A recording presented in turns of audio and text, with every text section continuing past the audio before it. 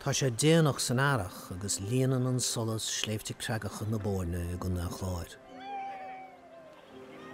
Tá an ahrú imir na nachanaí agus tosún an taobh tíre ag análú.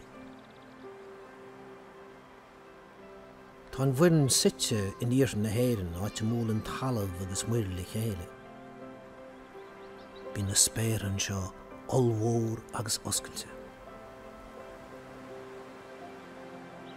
Tá fedimóirí a chur fuhann seo le breise go 7,000 bliain, bráte cuacht na hásaíochta san áit seo. Is torthúil an talamh, ní bhíonn sé riamh as blá. Fás an bláhan na meánmhaíonn seo taobh le cineálacha ón airteach agus ón na hall. Crothaíonn taobh tíre garbh suhanseach seo, níos mó ná 350 milliún bliain áin faoin mhairige. Ina dhéis sin, múnlaocha ag air, ag aimsir íon chrua agus an nó ag daine.